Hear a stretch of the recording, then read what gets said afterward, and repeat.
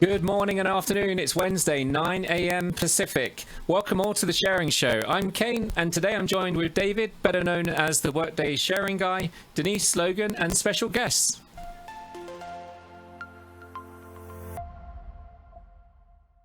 Today we're using Zoom, so make sure that you change your chat settings so that when you're interacting with any of us on the show today, that you're chatting to all of us. So make sure you change it to all attendees, all panelists.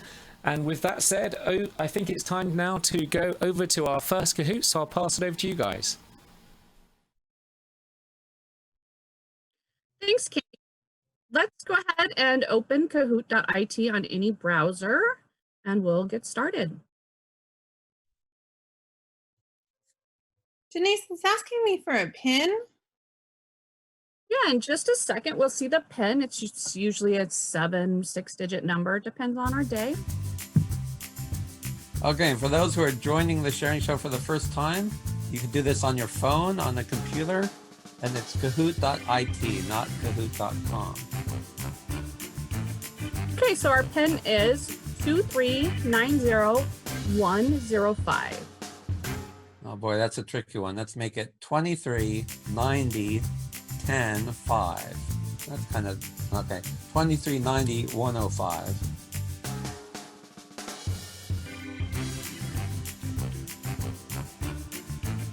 So there's no right or wrong answer to 3 of these questions, and then the last question there will be a right answer. Okay, here we go. It's a different type of April, of course, this year. So what would you prefer for today's show? You want, several jokes, right? You really want it to be funny. You really prefer no jokes at all would be blue. Yellow is in between. Some jokes are okay. And green, you don't care. You just want to be entertained. Again, there's no right answer, right? We're just surveying the group. Okay. So, the winner, almost half of you don't really care. You just want to be entertained. I've had a theory that that's what's going on with you guys for the past year and a half. All right, second question. What is your favorite part of working from home? Your favorite part is the view from your desk, wearing pajamas all day, family being close, or the refrigerator being close. What is your favorite part of working from home?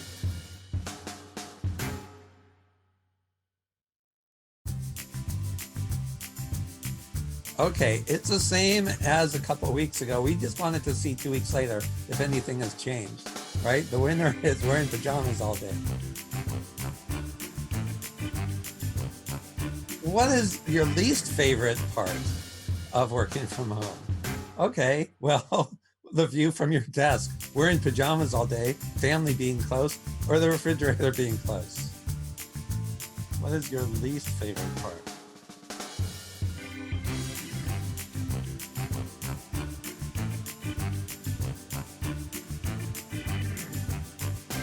Okay, so the refrigerator being close is the least favorite part. That's interesting. I do have a WFH10 post on LinkedIn. Really difficult to not hit the food during breaks. Which state is known as the Big Sky State? There is a right answer on this. Is it Montana? Is it North Dakota? Is it Idaho? Or is it South Dakota? Which state is known as the Big Sky State? Okay, the good magnifying glass in the picture, it's somewhere in the United States. Denise, anything you want to add about this? No. Okay, let's see how many people know the answer. Okay, most people know about the fabulous and famous state of Montana, in which somebody gave it away in the chat. A good friend of mine, Courtney, from 4 years ago. Okay, this we don't really count who was fastest, but Chris M, I'm not surprised. And what do we have up next on the agenda? Up next, we have David, the Sharing Guy. Oh my gosh, thank you so much, Denise. this is a disclaimer. It is a handshake agreement I have with my manager, who was my manager when I left Workday, still there, I believe, as VP of Workday Education. This is not training. What we're doing here is grassroots customers sharing share-a-thons. The sharing show is not training. I highly recommend Workday training. The other part of this disclaimer, I am no longer a Workday employee. I used to be, right? I'm not representing Workday. The show is just a bunch of people, customers who are sharing. Now, I'm also on the mission here to help as many Workday customers as possible. We are doing the Calc Field Connection Hour every Monday, Wednesday, Friday. It's during my lunch hour between 12 and 1 Pacific time. That's for the rest of April. So this is a big thank you to Denice. So Denice, the Sharon Show organizer, is actually the one who has made this happen for a year and a half. Well, Kane, Logan, myself, we've all relied on Denice. This is Denice's final show. We would like to thank Denice for being the fabulous, fantastic organizer that she is and making sure that everything has happened. Now, in this picture, I could tell what Denice is thinking, right? So Denice, I wanted to thank you. I hope I'm predicting here what it is that you would have said to Denice. I think I've heard this more than once during, this picture was the Share-a-thon dinner at Rising in Orlando. So everybody in the chat, it's an opportunity here to, say your thank you to Denice. And as that's happening in the chat, we'll continue with the show. And David, that's actually Dennis from Dovetail. So him and I have an ongoing joke about our names. Like, I don't know why he only has one N in his name, but yeah, he's Dennis with one N and I'm Denice with the C. So our little joke. Yeah, okay, that's right. Yeah, sorry, I forgot to mention that, right? Dennis from Dovetail was hanging out with us the entire time. Okay, thank you again, Denice. Sometimes people say it takes a village. It takes a village and Denice, or just Denice and a few people. Upcoming sharing events is on community. There isn't much of an update I'd say here other than there is a link for those who are interested in the Calc Field Connection. You could get to that on community. That picture shows what to search for. You'll see over 8,000 views of that page. And let's take a closer look at the sharing calendar. Okay, well, this is today, right? The sharing show. Also today, for those who signed up, is intermediate Calc Field Hour. The rest of the month pretty much filled up with those Calc Field Hours. You also see on the bottom, we have the sharing show, of course, in 2 weeks. Thanks, David. What do we have up next on the agenda? Next up is the next 4 shows. So 2 weeks from today, it's a blank space, but I believe a popular topic has been boomerangs. So I'm just going to say right now, feel free to mention in the chat, but we are likely going to go with boomerang for April 29th. Mike, were you able to join? I'm not sure if you're on audio or not. So in case Mike is joined but not on audio yet, so Mike from Philly will be helping us on May the 13th with the first time we're doing something where it's an entire show focused on a topic. So we're going to do recruiting focused on May the 13th. Indy, are you on audio? Yes, David, I'm here. Okay, tell us about what will happen on May 27th. Yep, we have an addition to the sharing show. On May 27th, we will be starting financials, Workday Financial Focus show, where we will be covering some of the financial topics similar to what we're doing right now. Okay, and thank you, Indy. We have every now and then had people ask us about financials, and in particular, when we do Calc Fields, we almost always do HCM examples. And so, Indy, thank you for jumping in and doing a financials focused airing of the sharing show in 2, 4, and No 6 problem, weeks. David. Yeah, 6 weeks from now. So then 8 weeks from now, maybe people have an idea of something they would like to focus on. Reach out to myself, Kane, and let us know. That's great. Thanks, David. And what do we have next on our agenda? Well, I'm just going to say very briefly here that it was almost exactly 4 years ago that a group of sharing fans, including one special person named Melissa from Texas, joined about a dozen people. We pulled off a 3-day share-a-thon. It was the first ever share-a-thon. So we're not going to celebrate it now because in 2 weeks, it's actually almost to the day of 4-year anniversary of the first ever share-a-thon. All right. And what do we have next? What are we working on? Up next, we're going to have Melissa from Dallas talk to us about COVID-19 and work from home tips. Thank you guys for having me. Just wanted to check if you can hear me. We can hear you, Melissa. Fantastic. So hey, I wanted to go over a post that I have that on Community that is getting a little bit of traffic, around 1,000 reads and upwards of 37 comments, including a community superstar, Floyd. Basically, this post was born out of just organic conversation. I am involved with the Chola user group and the Dallas user group as far as leadership team and chair. And as our company started to respond to reporting requests, tracking requests, issues with time tracking, absence, needing to maybe start wearing a configuration hat when you've been in a maintenance hat. A lot of the leaders of these committees, we just started doing what we normally do, of emailing one another, and we probably email each other as much as we email our coworkers at the companies where we work. But you know, I see them as an extension of my coworkers. But we started passing requests and, hey, do you know how to do a report on time submitted but not approved? Do you know how to track essential workers? Does anyone have a solution for this? And everybody's leadership team, their business, their users, their HR business partners all needed answers right away. And so we were even texting each other on the weekend because we have those relationships. And I said, hey, even if we don't know, you know, I'll say I don't have a resource, but I know so-and-so who just implemented something like this. Let me do an introduction for you.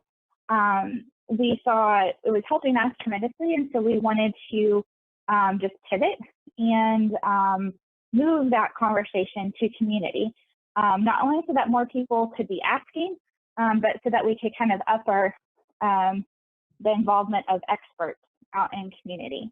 So I really wanted to have just an encouragement to people that, hey, we are in this together, but that's the great part about Workday. We've always been in it together. Community has always been a resource for people. So really just want to kind of jump into some of what the conversation has been. And just to encourage you guys, if you have something, you can always contribute as well. It's a fluid conversation. It hasn't stopped. So to get the ball rolling, I really started with my custom links on custom dashboards. Early on, we had a request to do a campaign to get more people enrolled in our Associate Assistant Fund, our Help Fund. But previously, it was something only for full-time associates. We were extending it to part-time associates. And it runs the payroll deductions that fund it, run through our benefits module. So we were tossing around ideas from having an open enrollment to you know, distributing a task. And I said, hey, I remember an amazing video from a previous feature release that I haven't had a chance to tinker with, and that was custom links for any task on a custom dashboard. And so I knew that we did not have a change of benefits task that could just go on any dashboard that we wanted. but I was able to follow the instructions to make a task to anything in Workday practically. I mean, I haven't put it to the test. I've only done one use case. But I just popped into the What's New video and grabbed the PowerPoint, and then knew that, you know, our Associate Assistance Fund actually sits in our benefits module. So I knew for sure that it was going to be secured to the benefits elections self-service domain. And then from there, just kind of followed some steps to create a custom dashboard, create an announcement, create some documents that we then wrote custom reports about to include it as a worklet on the menu item. And this was fantastic. We then had a quick little video from our executive team explaining what the Helpful Fund was, the changes that we were making to be more inclusive, explaining that we had a raffle to win some time off if you increased your contribution or new enrollees, and then you know, directed people, hey, it's a one-stop shop, go to Workday, click on, you know, your application, click on your task, or if you need assistance, we're going to have the process for how you can apply for assistance on that one spot too. So it was pretty a quick build. It was something I hadn't done before, but I thought someone else might want to do it, so I just shared my my configuration notes almost step by step on the post. Other topics that appear are, Sheena was asking, you know, part of our conversation we're having organically through text messaging was, how are you tracking essential staff? You know, they might be on site, are they at work? What should we be doing? And then what is scalable? Her default answer was custom fields, but, you know, once you start adding those, it just becomes a nightmare to track and you can have so many of them. So she was asking, is there anything else out there? One of the solutions that came through was certifications and being able to set that up and then just use an EID load because it would be easy to manage. But then talent pools. And Sheena really was intrigued by using talent pools because they would be dynamic and fluid, but she hadn't set them up at her company. So the reason that I'm highlighting this particular answer is because she asked, hey, can you tell me more about talent pools? How do I set this up? And the person who answered the first question, you know, shared configuration notes and posted that there so that she could evaluate it and implement it without as much heavy lifting. So another great resource, you know, anyone who's done reporting is, if you're not familiar with a data source or you haven't been living in absence reporting, you know, you always feel like you have a slow start and you're kind of trudging through some mud if you haven't done it. But then you can, you know, it's like riding a bike. You can just get right back on. You'll remember how to do it. And so this solution from Jerome was about how they are tracking a matrix report for knowing how many people kind of by reason. So they had set up on their time off, and it's only as good as the data that you put into it, any reporting solution, you know. So they had quickly pivoted their absence configuration to include reasons for self-quarantine, unable to work, or self-quarantine, working from home, unable to work. And then Jerome, at our request, went ahead and posted some Calc fields and things so that by supervisory organization, they could have the count of who all was taking time off for these reasons. So that was a combination of configuration and then the reporting to then make the data valuable to his business leaders. Okay, and I see Jerome is on the chat. So hello, Jerome. Thank you, Jerome, for changing your chat to all panelists and attendees. I think several people are sending in questions about boomerangs, but sending it only to panelists. So the idea, yep, hello, Jerome, right, sending it to everyone. So thank you, Jerome. Everybody else, if you send to everyone, that's better than sending only to the panelists. Okay, sorry for the interruption, Melissa. I just want to make sure everybody knew about that. No problem. And so then now here's another solution that I contributed, but I did not do the legwork on this. I just interpreted it for our company. So when I saw the legislation come out, or the guidelines for Department of Homeland Security allowing and somewhat encouraging people to explore remote I-9 solutions and going through those guidelines, I realized some people might be trying to tackle something that we've already been doing as a company. And we may not be doing it expertly. I'm not saying it's the definitive of it, but we are doing it in a way that makes sense for our company. My company does a lot of merchandising where people report to work at big box stores, and we do not have a physical location everywhere. So for us, there are times where our managers who oversee a large geography and maybe 20, 60 associates, that a non-manager associate needs to complete the form, that Form I-9 Section 2. So rather than assigning them a role at a supervisory org level, which we thought would open it up maybe to 20 or 60 people, they would have to be adept to find something. But if we had newer hires, several new hires in the area, they might get to see information that they really shouldn't and have no need to. So we went looking for a way to restrict that, and I'm sharing the domain. On my post I shared how do you create an assignable role, but also the domains here, the worker data I-9 forms USA and worker data form I-9 attachment. That's where you need to, the domains that your new role would need to include. And then I wanted to give a shout out to the original post that gave me the idea of assigning it to a location hierarchy rather than a supervisory org. Sometimes you, when you're an HCM, living in HCM, you start to think almost exclusively in terms of soup orgs.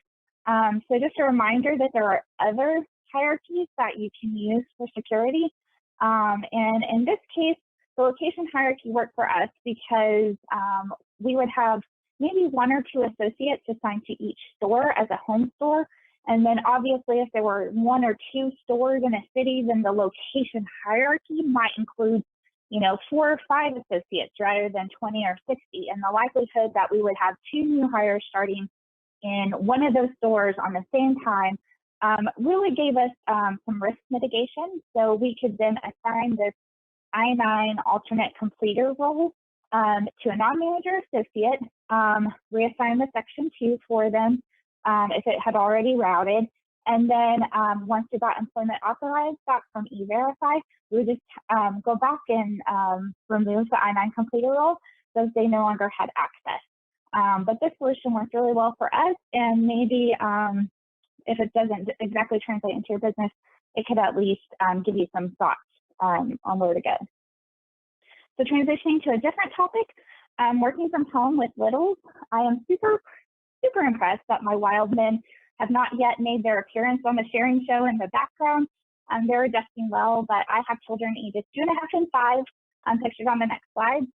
And for me, the traditional work from home tips have really had to be reinterpreted for my environment. Having a dedicated workspace by my preschool art versus, having a routine, having that dedicated space, having cues. And through that, some of the things that have really helped us is getting onto a meal and snack routine so that the whole house has some kind of schedule, and saving our screen time for when we really need it, like probably right now when I'm on a call. But what I've really done is allowed Alexa, she's not a virtual parent, but she is an extension of me. And so I'm afraid if I'm reading these cues, though, she's going to start talking to us. So she may join the sharing show. But, Alexa, remind me at 11:30, it's my turn to fix lunch. Alexa, remind the boys at 2, it's time to play in their rooms because maybe I'm on a webinar. Or Alexa, tell the boys, yes, she's sorry and not sure. Alexa, tell the boys it's iPad time at 3 p.m. when I'm on a call. Or even, kind of coordinating those preset reminders for intervals and doing Alexa start a family snack challenge. So then Alexa is answering all the questions in the timeline of, an out 20 minutes from now, if there's a snack and they know what they can do. And then when my sweet little boys come up to my desk and they want to do something, I just simply say, I'm at work, be back at 11, can't wait to play with you. Alexa, how much time until 11? So my 2-year-old is starting to try and yell Alexa, it's kind of hard. But the 5-year-old is walking right up and saying, Alexa, how much longer until break time?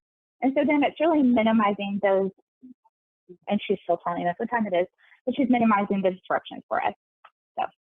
All right, Melissa, thank you so much. You'll see there are several comments in the chat. Some were sent only to panelists, like how helpful your Workday tips were. And also you'll see comments there about your Alexa tips as well. Thank you, Melissa. Melissa, that was a ton of information. Thanks so much for sharing. What do we have up next on our agenda? Up next, we have Laura from Tennessee with positions versus requisitions. So hello from Tennessee. I'm in the part of Tennessee that was just hit by tornadoes. This is one of my husband's coworkers' neighborhoods. She's in a brick house down the street that doesn't have a side to the house or the garage anymore. But the house overall structure is still there, unlike these. So the topic I have for today is something that my team talks about a great deal in reporting, and that's the difference in position management versus job requisition, where you want to pull fields from. So one thing we always notice is there's a different number of fields, but you'd be surprised how many fields you can pull from either place, and it really depends on your setup as to how it's going to work. We always get the question, what's the difference in like a job profile on a position versus a requisition, a location on a position versus a requisition? So it helps if you think of a position as a chair that your worker is going to sit in, and a requisition is an advertisement for finding that person. So just a very quick segue here is I happen to notice this particular advertisement, right? It's a job posting. There's 5 more. So this is a typical job posting that asks for just about everything. And when it asks for everything, it's an opportunity for me to explain one of our friends from season 1. It's called a purple squirrel. It doesn't really exist in nature, but if it does, you'd be super lucky to find it. Somebody who has 3 years experience in all these different areas of Workday. Well, 22 years experience. But on top of all that, 3 years required in EIDs, right? So for sure, a purple squirrel. This is another purple squirrel laughing at this job posting. So sorry for the segue. You can actually search for Workday EID. You'll see more than one person has made that mistake. Or maybe there is something called EID and I don't know about it yet. Sorry, Laura, back to you. So the first question you have to ask yourself is whether or not you have Workday recruiting. When we first went live with Workday, we were still sending things to another recruiting client. And so we were in the no column. And what we found is that the compensation range values didn't really work because we're in multiple countries and we also have geolocations in some countries. Like it's a lot more expensive to live in Hawaii versus where I am in Tennessee. Conversely, if you do have Workday recruiting, then you have job requisition, you can report on everything. So this is an example of a report that I've built. Notice that some fields I'm pulling from the position, some I'm pulling from the job requisition. A lot of times people will say, well, the position open reason versus the create job requisition reason, what's the difference? Literally, I took fields from multiple business objects. I toggle back and forth between position management, which was the PBO or the primary business object of the report, and using open and future job requisition to get to the job requisition business object. So it was my RBO. And I went back and forth and compared which pieces of data were accurate. Some data is going to be on job requisition, even if you're using another program instead of Workday where you're recruiting. But one thing we found quickly when comparing the fields is the job requisition field for replacement from worker doesn't work if you've had more than one worker type. Now, someone's hand needs to be slapped that they put a contingent worker and an employee job on the same position, but they did, and then it didn't work. So we made a calc field. So the first thing I did is I know I need it to land on position management because that's what I'm building off of. And I found a related link to another business object that had the position changes over time. By finding that, I could identify what position changes over time. But then I need a true false. Just by troubleshooting, I was able to figure out that terminations and transfers are ways that people leave to find out the previous worker, but also the end contract. But there's one thing you might notice. Why all these format dates? Why did I need that on top of the process? The key to that is here. The process itself is going to be something like terminate John Smith, transfer Sally Jones. To get just the first part of it, you've got to put it, I mean, in this case, proper case, but the whole goal is you want to truncate it. Go back one slide. Only text fields, notice that when it's format text, it has a T in front of it, can have starts with. If we kept it as process, there is no operator for starts with. So we're basically changing the data type so that we have a different operator. Okay, Laura, I see it now. So above the box where it's the option is proper text, the source field says process. The key is the icon. The icon is the teaspoon or the one-to-one relationship. You would not have been able to do a starts with. I'm going to go back to that slide. You have the condition that starts with. You can't do that on an object, but you could do it on text. Exactly. That's the key. Got it. David's brain was exploding earlier when I was telling him all the gyrations we went through for this. All right, Laura, thank you for sharing. That was awesome. Check the chat for questions and continue conversation. We're coming up towards the end here, and happy to hear that you are safe. And so let's get to the end here. And I could ask what's next on the agenda, but I'm pretty sure it's time to thank our sponsors. So we'd like to say thank you to Snap Logic. And thank you to David, the sharing guy. And we'd like to thank Dovetail. And we'd like to remind everyone that Dovetail is a Workday Certified Select Partner, providing HR service delivery software that reduces the number of questions into HR by over 50%. Providing employee portal, HR case management, and HR knowledge management. And they recently released a new UI and have real-time integrations with Workday. So if you want to learn more about that, please visit dovetailsoftware.com. They also have a really fantastic page on this pandemic that we're dealing with and all of the ways that they can help you get through it. So check it out. Yeah, thank you, Logan, and thank you, Kane.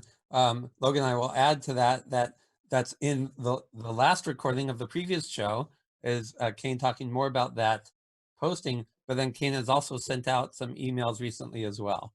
So thank you, Kane, and thank you, Dovetail. Thanks to all of our guests today. Let's go ahead and see who will make the podium with our last quiz Kahoot.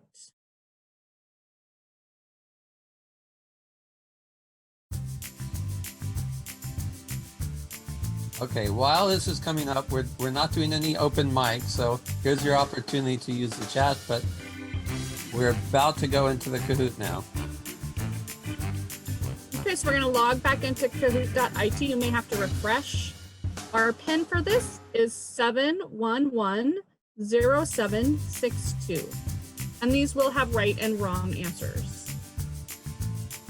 And the winners, the top 3 make the podium officially, get a sharing shirt if you don't already have one. Now this is a tricky one. I'm going to call this one out as 7110762.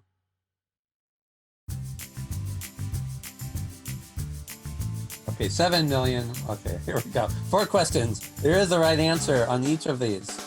The first out of 4. A purple squirrel represents a job for a recent graduate, a job for nested Calc fields, a job for at least 2 people, a squirrel that lives in a purple nest. I did mention earlier what a purple squirrel was, and our purple squirrel friend did visit in season 1. It is a job for at least 2 people, and often they're asking for someone who could do business processes, security, a little bit of Workday Studio as well, and time tracking in absence. Okay, more than one person you are needed for that particular job. Okay, Gretch is on top, Laura, Marilyn, Bethan and Jilly all in the top 5, pretty close to each other. Second question, which business object has more fields in it? Position, position management, job requisition. Those 2 are actually equal in the total number of fields, or job requisition history. Which business object has more fields, or are all of these equal?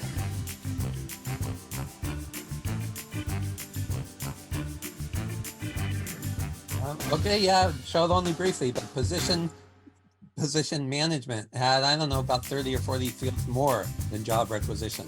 Okay, we're sliced off more than half here, so Gretch got the answer right. It looks like Charlene, you're up to second. Derek, Bridget, and Anthony, pretty close for the first 4. Let's go to the third out of 4 questions. One suggestion for working from home with kids is use marshmallows as rewards. Show them pics of purple squirrels. Hire Alexa as an assistant. Use Workday Home as an assistant. Which of these is one suggestion? I guess we should say it did come up in the show. Like if Workday has a Workday Home instead of Workday Assistant, it wasn't in the show. So pretty much everyone got the Alexa one. Okay. So now that one was a speed test. Charlene, 2 nanoseconds faster than Bridget at the current point. Oh, and only 4 ahead of Derek. Anthony and Gretch close behind. Final question. Which past guest of the sharing show lives in Tennessee other than Laura? Is it Anil? Is it Floyd? Is it Denice? Is it Denice? And that would be Dennis with 1 N. Maybe it's Denice. Maybe it's somebody named Floyd. Maybe it's somebody named Anil. These are first names only, by the way. It is Floyd. So a little bit less than half people got that. Let's just see who got it and who got it quickly. Anthony, wow, out of nowhere. Miguel and Jerome, the top 3. So congratulations. Sharing t-shirt sent to all 3 of you. You need to contact us so we know where to send it. All right, King, we're ready to wrap up. Excellent. Well, thank you everybody for joining today. Thank you, David, Logan, Denice, and thank you to our special guests on the show today. One last thing I will say from me on the dovetail slide that came up, we do now have, since the last 2 weeks, we've actually pushed out an offer where you can actually sign up to use our software free for 90 days, I believe it is. It's on our website, and it will help you manage the incoming number of questions from employees and your workforce, basically. So, as always, we will put this show onto our YouTube channel. Please head over to there and like and subscribe. Make sure you turn on the notifications. You'll get notified when the actual episode is live. And all that's left to say is everybody have a good workday.